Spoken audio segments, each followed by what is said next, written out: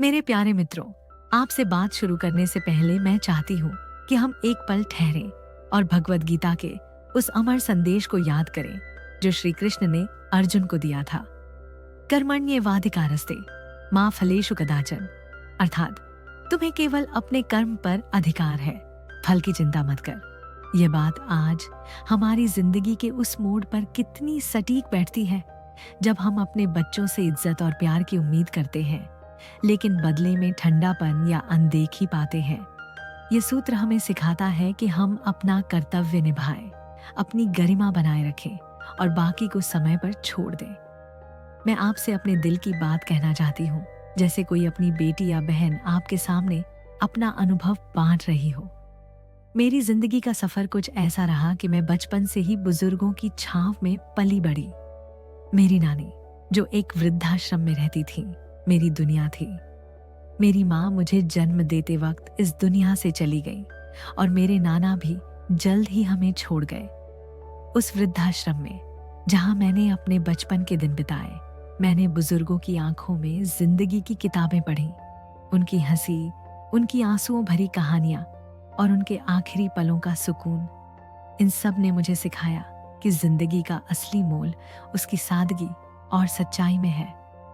मैंने 12 बरस उस वृद्धाश्रम में गुजारे जहां मैंने बुजुर्गों के दिलों को करीब से जाना। उनकी छोटी छोटी खुशियां, उनकी बड़ी बड़ी चुनौतियां और उनकी अनकही कहानियां मेरे लिए किसी विश्वविद्यालय से कम नहीं थी। बाद में मैंने बुजुर्गों के जीवन पर गहरा शोध किया और इस विषय में औपचारिक शिक्षा भी हासिल की। लेकिन सच कहूं, मेरी असली सीख उन किताबों से नहीं बल्कि उन अनुभवों से आई जो मैंने बुजुर्गों के साथ जिए। मेरे ज्यादातर दोस्त आज भी बुजुर्ग हैं क्योंकि उनकी बातों में मुझे वो ठहराव और गहराई मिलती है जो आज की भाग दौड़ में कहीं खो सी गई है।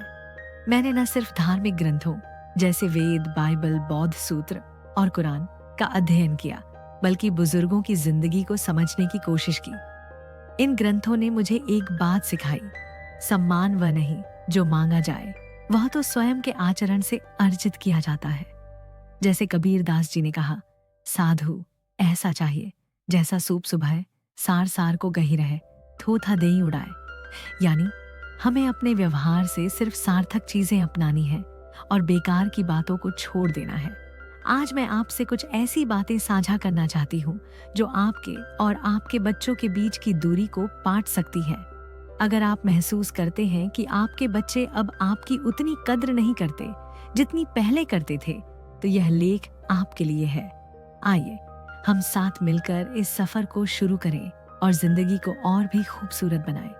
कल्पना कीजिए, एक दिन आप अपने ही घर में बैठे हैं और वह इज्जत, वह प्यार जो आपने हमेशा अपने बच्चों से पाने की उम्मीद की थी, कहीं गायब सा हो गया है। जिन बच्चों के लिए आपने अपनी जिंदगी का हर लम्हा कुर्बान किया, उनकी हर छोटी बड़ी ख्वाहिश पूरी की, वही बच्चे अब आपकी सलाह को हवा में उड़ा रहे हैं, आपकी बातों को हल्के में ले रहे हैं या शायद ऐसा जता रहे हैं कि आप उनके लिए अब बस एक जिम्मेदारी बन गए हैं। दिल में एक टीस उठती है ना? वह दर्द, वह निराशा, वह चाह कि काश आप उन्हें बता पाए कि आपने उनके लिए क्या क्या नहीं किया। लेकिन सच ये है कि गुस्सा, शिकायत या बहस इस घाव को और गहरा ही करती है। तो फिर रास्ता क्या है? क्या हम चुपचाप सब सह लें? नहीं मेरे दोस्त, रास्ता है समझदारी, धैर्य और अपने आत्मसम्मान को फिर से जागृत करने का।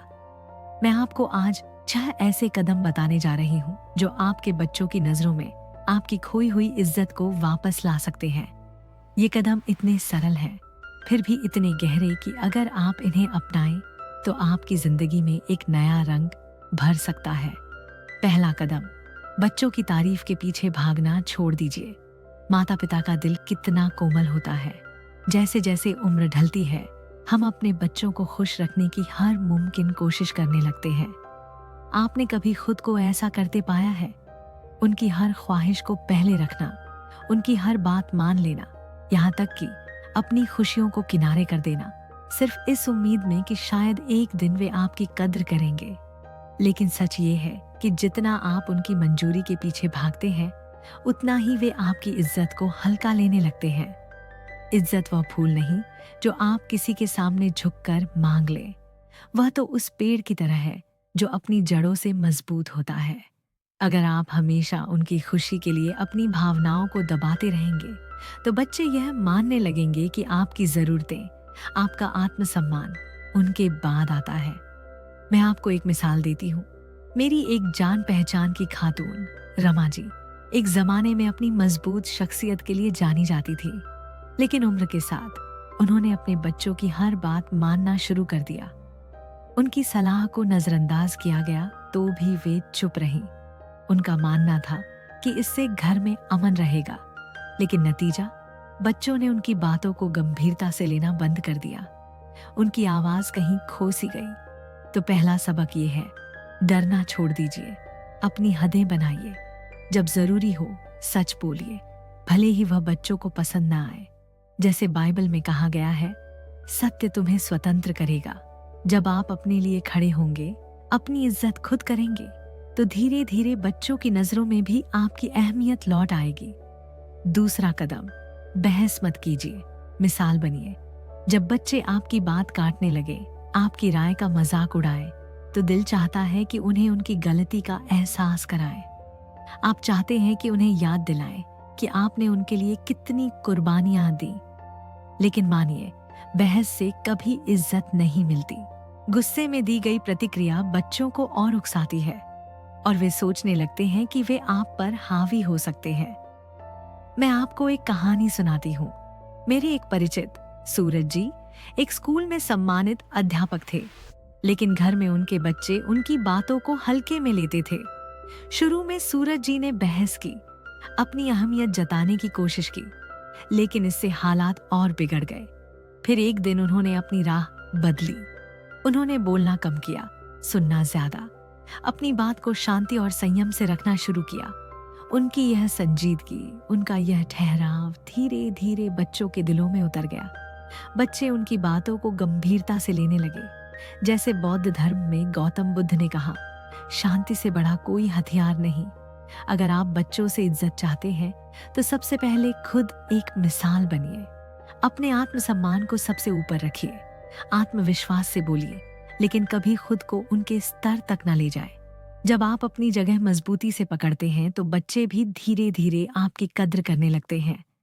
तीसरा कदम, अपनी भावनात्मक जरूरतों को बच्चों से अलग कीजिए। जिंदगी का एक कड़वा सच ये है कि उम्र के साथ हमें अपने बच्चों से भावनात्मक सुख की उम्मीद छोड़ देनी चाहिए। आप अपने बच्चों से बेपनाह मोहब्बत करते हैं और यह स्वाभाविक है कि आप उनकी तारीफ, उनका प्यार, उनका ध्यान चाहते हैं। लेकिन जैसे ही बच्चों को लगता है कि आपकी खुशियां सिर्फ उनके हाथ में है, रिश्ता बराबरी का नहीं रह जाता, वह बोझ बन जाता है। मुझे एक खातून शांति जी की बात याद आती है। उन्होंने अपनी पूरी जिंदगी बच्चों को समर्पित कर दी। जब बच्चे बड़े हुए और अपनी जिंदगी में मशगूल हो गए तो शांति जी घंटों उनके फोन का इंतजार करती थी। अगर फोन ना आए तो खुद बार बार कॉल करती, बच्चों को बताती कि वे उन्हें कितना मिस करती हैं। लेकिन इससे बच्चों को अपनापन नहीं बल्कि एक जिम्मेदारी का बोझ महसूस हुआ। एक दिन शांति जी ने अपनी सोच बदली।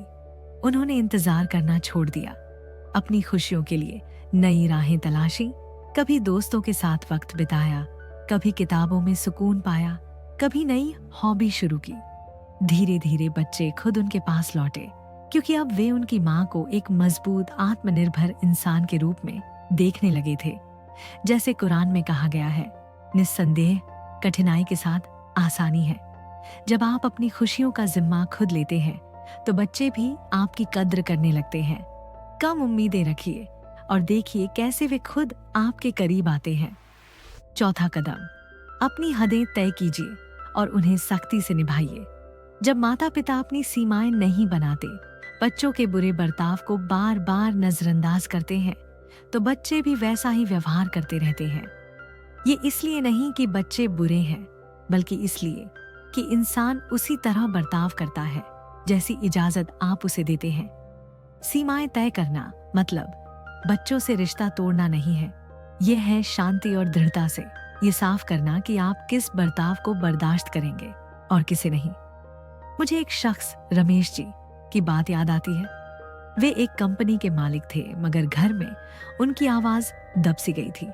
बच्चे उनकी बात काटते, उनकी राय का मजाक उड़ाते। शुरू में रमेश जी चुप रहे, सोचा कि झगड़ा करने से क्या फायदा, लेकिन हर बार चुप रहकर वे बच्चों को यह सिखा रहे थे कि उनका बर्ताव ठीक है। फिर एक दिन उन्होंने हिम्मत की। जब बेटा उनकी बात काटने लगा तो शांत लहजे में बोले, मैं तब बोलूंगा जब तुम सुनने को तैयार हो। जब बेटी ने उनकी सलाह को हल्के में लिया तो दृढ़ता से कहा, तुम्हें मेरी बात न मंजूर हो, कोई बात नहीं, मगर मेरा सम्मान जरूरी है। बच्चों ने पहले विरोध किया, लेकिन धीरे धीरे समझ गए कि उनके पिता अब पीछे नहीं हटेंगे। जैसे ऋग्वेद में कहा गया है, सत्यम बृहद्रथमुग्रम, सत्य सबसे बड़ा और अडिग है। जब आप अपनी हदें बनाते हैं और उन्हें निभाते हैं तो बच्चे भी आपकी इज्जत करना सीख जाते हैं। 5वां कदम, बिना कद्र के देना बंद कीजिए। सबसे तेजी से इज्जत खोने का रास्ता है बार बार देना, लेकिन बदले में कद्र न पाना। माता पिता अक्सर यह भूल जाते हैं कि लगातार देना बच्चों को आपकी अच्छाई का आदी बना देता है। जब आप अपना वक्त, अपनी मेहनत, अपनी मदद बिना किसी तारीफ के देते रहते हैं तो बच्चे उसे अपनी हकदारी समझने लगते हैं। मुझे एक पिता विजय जी की कहानी याद आती है। उन्होंने अपने बच्चों की हर जरूरत पूरी की, पैसे से लेकर समय तक सब कुछ, लेकिन बच्चों ने इसे उनकी कमजोरी समझ लिया। शुक्रिया तो दूर, वे और ज्यादा मांगने लगे। जब विजय जी को खुद की जरूरत पड़ी तो बच्चे कहीं नजर नहीं आए। फिर एक दिन विजय जी ने खुद को बदला। उन्होंने बिना मांगे मदद करना बंद कर दिया, अपनी हदें तय की। अगर कोई मदद असुविधा देती थी तो साफ मना कर दिया। शुरू में बच्चे नाराज हुए, लेकिन धीरे धीरे उन्हें एहसास हुआ कि उनके पिता की मदद अब एक तोहफा है, कोई जिम्मेदारी नहीं। जैसे चीनी दार्शनिक लाओत्से ने कहा, जो बहुत देता है वह खाली हो जाता है। अपनी दया, अपना वक्त, अपनी मदद तभी दीजिए जब उसकी कद्र हो। जब आप अपनी भलाई को इज्जत से जोड़ते हैं तो बच्चे भी उसकी अहमियत समझने लगते हैं। 6ठा कदम, अपनी जिंदगी को बच्चों से अलग बनाइए। बच्चों की इज्जत पाने का सबसे ताकतवर तरीका है यह दिखाना कि आपकी खुशियां सिर्फ उनके इर्द गिर्द नहीं घूमती। जब आपकी अपनी कोई पहचान, कोई शौक, कोई मकसद नहीं रहता तो बच्चे आपको गंभीरता से लेना बंद कर देते हैं। लोग उसी की कद्र करते हैं जिसकी अपनी दुनिया हो, जिसके पास अपने सपने हो, अपनी दिलचस्पियां हो। मुझे एक खातून सरला जी की बात याद आती है। पति के जाने के बाद उन्होंने अपनी पूरी जिंदगी बच्चों पर टिका दी। रोज हाल चाल पूछना, बार बार सलाह देना, अपने खालीपन को बच्चों से भरना। बच्चों को लगा कि उनकी माँ अब सिर्फ उन पर निर्भर है। नतीजा, बच्चे दूरी बनाने लगे। फिर सरला जी ने खुद को बदला। उन्होंने एक किताबों का समूह ज्वाइन किया, दोस्तों के साथ घूमना शुरू किया, समाज सेवा में हिस्सा लिया। जैसे जैसे उनकी जिंदगी रंगीन और मायने रखने वाली हुई, बच्चे उनकी ओर खींचे चले आए। जैसे उपनिषदों में कहा गया है, आत्मानम विद्धि, अपने आप को जानो। जब आप अपनी जिंदगी को मकसद और खुशी से भरते हैं तो बच्चे भी आपको नए नजरिए से देखने लगते हैं। मेरे प्यारे दोस्तों, इज्जत कोई ऐसी चीज नहीं जिसे आप जबरदस्ती मांग लें। वह तो आपके आचरण, आपके ठहराव और आपके जीने के ढंग में छुपी होती है। जब आप अपनी हदें बनाते हैं, अपनी खुशियां खुद तलाशते हैं और अपने आत्मसम्मान को सबसे ऊपर रखते हैं तो बच्चे भी आपकी कद्र करने लगते हैं। अगर आपके बच्चे आपको कम तवज्जो दे रहे हैं तो गुस्सा या शिकायत की जगह अपनी सोच बदलें। उनकी मंजूरी के पीछे भागना छोड़ दें। अपने व्यवहार से मिसाल बने। अपनी भावनाओं का जिम्मा खुद लें। अपनी हदें बनाएं और उन्हें निभाएं। अपनी दया और मदद को कद्र के साथ जोड़ें। और सबसे जरूरी, अपनी जिंदगी को बच्चों से अलग अपने लिए भेजिए। जैसे कबीर ने कहा, माया दीपक नर पतंगो, भटक ही मरी जाए। अर्थात बेकार की माया के पीछे मत भागो। अपनी गरिमा, अपनी खुशी और अपनी पहचान को सबसे पहले रखो। यकीन मानिए, जब आप इन कदमों को अपनाएंगे तो आपके बच्चे आपकी ओर फिर से उसी प्यार और इज्जत से देखेंगे जो आप हकदार हैं। आपका बहुत बहुत शुक्रिया कि आपने मेरी बात सुनी। मुझे बताइए, इन 6 कदमों में से कौन सा कदम आपके दिल को सबसे ज्यादा छू गया और आप इसे अपनी जिंदगी में कैसे लाएंगे? आपके विचार मेरे लिए अनमोल हैं। अगर आपको यह बात पसंद आई तो इसे अपने दोस्तों और परिवार के साथ जरूर बांटें। फिर मिलेंगे एक नई और प्रेरणादायक बात के साथ। तब तक अपनी इज्जत बनाए रखें